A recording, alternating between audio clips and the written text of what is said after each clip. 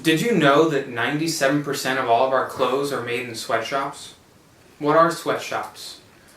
A sweatshop is characterized by a mass of unskilled workers, mainly women and children. There's poor management and lack of oversight to be sure basic human needs and rights are being met.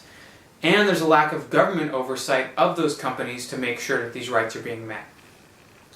In the 1990s, many Americans found out that their favorite clothes brands, such as Nike, were being made in sweatshops, and they demanded that something be done about it in order to improve working conditions. Is this issue still as important today as it was in the 1990s? Yes. Should we be boycotting items in order to force companies to improve conditions? Let's look at what some of the experts have to say. And then let's see what they have to say as well if boycotting is the best alternative and something that we can do to help people in sweatshops. Most experts would agree that sweatshops are a problem of morality and basic human rights. Not only are people being used and exploited for economic purposes, their basic human rights are being taken away from them. Others would argue, however, that sweatshops are not a matter of morality and that they're actually the best alternative these workers have. In an Economic Liberty article titled "In Defense of Sweatshops" by Benjamin Powell states that anything that we do to reform sweatshop work must not in any means jeopardize what jobs the workers already have. Powell argues this because the alternatives are much, much worse. They could be slavery, begging, or prostitution.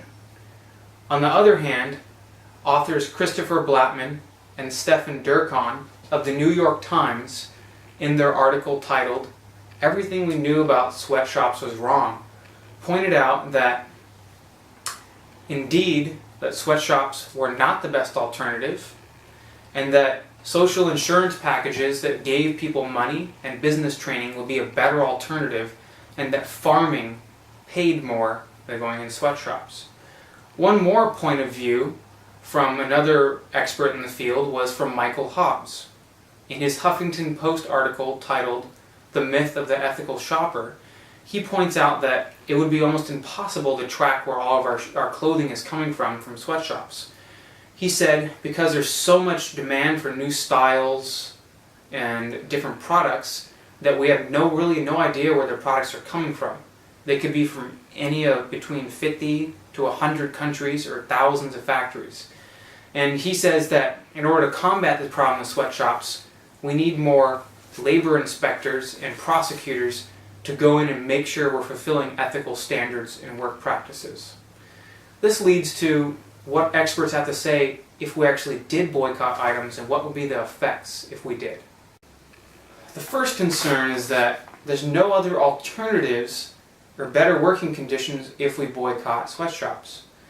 In an Economic Foundation article by Paul Paris titled "Capitalism, Sweatshops, and Children Cry Out for Government Intervention," he points out that anything we do must not jeopardize the jobs that these children have.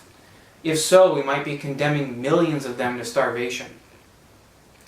Another expert in economics, Sandy Ihida, author of "How Not to Help Sweatshop Workers," points out that, quote, "In order to be socially responsible, we must be sure that actual harm is taking place from the perspective of the workers in the sweatshops."